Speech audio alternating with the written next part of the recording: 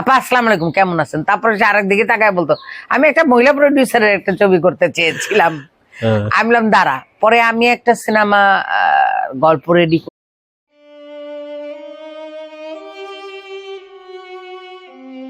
অবস্থান করছি জনপ্রিয় অভিনেত্রী, প্রযোজক এবং পরিচালক শবনম পারভিন আপুর বাসায়। আসসালামু আলাইকুম আপু। ওয়ালাইকুম আসসালাম। আপনি কেমন আছেন? আমি আল্লাহর অশেষ রহমতে ভালো আছি। আপনি কেমন আছেন? আছি আলহামদুলিল্লাহ, আমি ভালো আছি।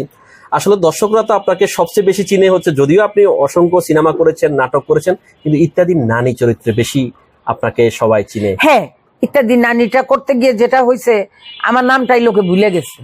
এখন আবার এই যে এই বছর থেকে করতেছি না, এখন আবার খুব সুন্দর সুন্দর কমেন্ট করে, বলে আই কুখ্যাত জরিনা তুই কেমন আছোস, এই দুর্দশা মামলা, এই ভয়ঙ্কর নারী, এই বেডি, বিভিন্ন নাটকের চরিত্রের নাম ধরে তারা আমাকে ডাকে। আমার খুব ভালো। আচ্ছা, আমি ভিন্ন প্রসঙ্গে যাব। আমাদের মহানায়ক সালমান শাহকে নিয়ে এখন অনেক কথা হচ্ছে। আপনার সাথে কোনো ওনার স্মৃতি বা কিছু আছে যদি বলতেন? আমার সাথে ওর তেমন কোনো স্মৃতি নাই। আমি সবসময় লাইভেও বলি, ওর সাথে আমার খুব কম দেখা হয়েছে এফডিসিতে।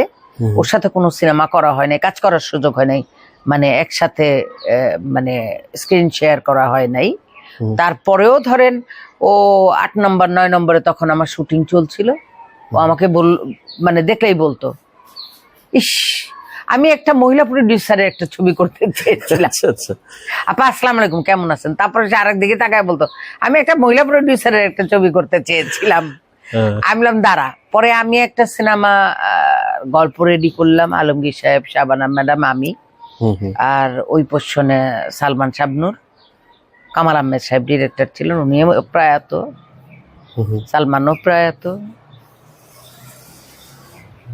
আর আমি আছি আধা প্রয়াত। এই আর কি। তো কাজটা করা হয় নাই দুর্ভাগ্যবশত। আমার স্ক্রিপ্ট রেডি, শিডিউল নিয়ে কথা বলছিলাম, কিন্তু উনি আমাদেরকে ছেড়ে চলে গেলেন, আর তো কাজটা করা হলো না। করা হলে কাজ হয়তো অনেক স্মৃতি থাকতো, যেমন কাঞ্চন ভাইয়ের সাথে আমার অনেক স্মৃতি, রুবেলের সাথে অনেক স্মৃতি, জাফর ভাইয়ের সাথে অনেক। একসঙ্গে কাজ করলে না অনেক স্মৃতি থাকে, একসঙ্গে কাজ না করা হইলে এত স্মৃতি থাকে না। কারণ দেখা হইলে আসসালামু আলাইকুম, ওয়ালাইকুম আসসালাম, ব্যস্ত। এই একটা অনুসরণ করে কেউ, যে আমি অমুকের অনুসরণ করি, বা তার থেকে সিনেমার জগতে আসা বা অভিনয় জগতে আসা, আপনার কি এরকম কোনো আদর্শ ছিল যে যাকে আপনি একটু অনুসরণ করতেন বা যাকে দেখে? আমি আসলে কাউকে কোনোদিন অনুসরণ করিনি। তার কারণ ওই যে আমি বললাম শুরুতেই, আমাদের বাড়িতে কোনো টেলিভিশন ছিল না, আমাদের বাড়িতে কোনো টেলিভিশন দেখা হতো না, আর সিনেমা তো বহুত দূরের কথা। কিন্তু সিনেমা আমি দেখেছিলাম। শুরুতেই আমার জীবনের প্রথম ছবি হলো আসামি, আমাদের মানিকগঞ্জ তৃপ্তি হলে। এই সিনেমাটা ঢাকায় রিলিজের অনেক বছর পরে যাইতো। আমার মামির সাথে আমি গিয়েছিলাম সিনেমাটা দেখতে। তো গিয়া মামিরে খুব বিরক্ত করছি। মামি পরে লাস্টে আমার নিয়ে বাইরে চলেছে, তোর নিয়ে আর কোনোদিন যাবো না। তা মারে বলছে যে বুঝি আমার আম্মা বড়, বুঝি ওরে নিয়ে গেলাম, শবনমরে নিয়ে গেলাম। তা গেছি সিনেমা দেখতে। আমি ও মামি, ওই বেটারা কি করতেছে? ওই বেটা কেরা, ওই বেটা কেরা, ওই বেটা কে? এরা এমন করতেছে কে? আচ্ছা গান পাইলো কই মামি? ওদের কি বাইরে আসতে পারবে? ওরা কি পর্দার মধ্যেই থাকবে? মানে ওরা কি বাইরে আমাদের সাথে এসে কথা বলবে? মানে আমি যে কত প্রশ্ন আমার মামিরে করছিলাম। আমার মামি এখন আমার দেখলে ছায়া থাকে। আমার মামিটা মরে গেছে, তো মামি পরে ছায়া থাকতো, তুই সেই জায়গায় গেলি? আমি বললাম হ মামি, ওই যে গিয়ে দেখছি না, আর তারপরে শুটিং দেখছি, এই যে সিনেমায় আসার নেশা হলো। অসংখ্য সিনেমা নাটকে অভিনয় করেছেন, কোন ক্যারেক্টারটা আপনার সবচেয়ে নিজের ভালো লেগেছে? আমার কাছে আমার ভালো লাগার মতো এখনো কোনো চরিত্র আমি পাই নাই। যদি আমি ভালো লাগার মতো চরিত্র আমি পাইতাম, তাহলে অবশ্যই আমি ন্যাশনাল অ্যাওয়ার্ড পাইতাম। যদিও আমাকে অনেক জায়গায় ন্যাশনাল অ্যাওয়ার্ড দেওয়ার কথা ছিল, কথা উঠেছে, কিন্তু আমার তো কেউ গার্জিয়ান ছিল না, সেই কারণে আমাকে কোনো ন্যাশনাল অ্যাওয়ার্ড দেওয়া হয়নি। এই দেশে তো আবার ধরেন লবিং লাগে ন্যাশনাল অ্যাওয়ার্ড পেতে হলে। যেমন আমি শ্বশুর বাড়িতে অতটুকু বয়সে আমি নতুন একটা মানুষ, একেবারেই নতুন, তখন মাত্র এসেছি ফিল্মে, তখন আমি শ্বশুর বাড়িতে একটা ঘটকের চরিত্র করেছিলাম, শুনতে ঘটকের একটা চরিত্র, কিন্তু ওই সিনেমাটা ওই ঘটকের উপরেই চরিত্রটি, মানে ওই চরিত্রটার উপরে ওই সিনেমাটা নির্মাণ হয়েছে। তাহলে মনে করেন কতটা ইম্পর্টেন্সি ছিল সেই ক্যারেক্টারটা। তো ওইখানে আমাকে দেওয়ার কথা ছিল, শুনেছিলাম, দেয় নাই। দুই দুয়ারিতে শুনেছিলাম দেবে, দেয় নাই। আমি ভয়ঙ্কর নারীতে যখন একমাত্র ভিলেন, মহিলা ভিলেন এশিয়া মহাদেশের মধ্যে, I am the first woman যে ভিলেন, মানে ভ্যাম না, ভ্যাম একটা জিনিস, ভিলেন আর একটা জিনিস। ফাইট করা, মারা, মানে ছেলেরা যা করতো, রাজীব সাহেব যা করতেন আমি তাই করেছিলাম। আমি না করলে রাজীব সাহেবকে নিতে হতো ওখানে, না হলে ওই ক্যারেক্টারটা কেউ করতে পারতো না।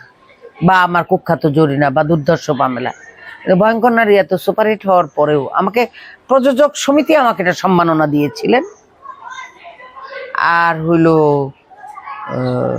আমাদের কালচারাল রিপোর্টার অ্যাসোসিয়েশন একটা সম্মাননা দিয়েছিলেন মানে ইয়ের জন্য।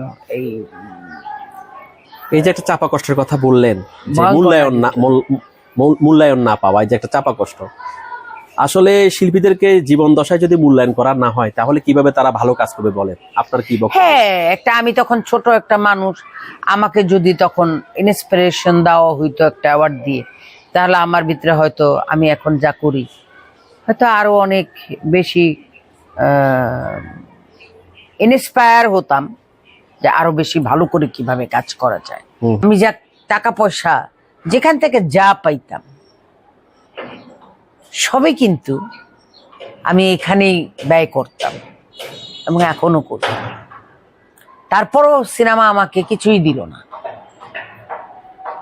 তবে আমি যদি সিনেমাটাকে ছেড়ে নাটকে না যেতাম, যদিও এটা একটা কেমন সবিরোধী বক্তব্য হয়ে যাচ্ছে, স্ববিরোধী ঠিক বলা যাবে না, আমি যদি নাটকে না যেতাম তাহলে আমি যে একজন আর্টিস্ট, মানে আমি যে একজন শিল্পী বলে নিজেকে দাবি করি, সেটা করতে পারতাম না। কারণ আমি অনেক কাজ করেছি, কিন্তু নাটকে যাওয়ার পরে তারা আমাকে যে মূল্যায়নটা করেছে, যত ভেরিয়েশন চরিত্র তারা আমাকে দিয়ে করিয়েছে। আমাদের মিশু সাব্বির, সেও আমার হিরো ছিল, সজল সেও আমার হিরো ছিল। তো ওখানে গিয়ে কিন্তু আমি হিরোইন থেকে শুরু করে সব চরিত্র করেছি। আমার তো কোনো বাজ বিচার নাই, আমাকে যে কোনো চরিত্রে ডাকলেই আমি গিয়ে কাজটা করি, চাকরানি থেকে রাজরানী। তারপরেও আমাকে কেউ সম্মান দিল না। এই যে দেখেন লাস্ট ছবিটা রিলিজ করতে গেলাম, কত কমপ্লে গেছি, একটা ফিল্মের লোক।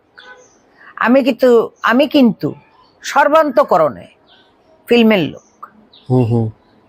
ফিল্ম আমার শরীরে রক্তে রক্তে বলে ফিল্ম।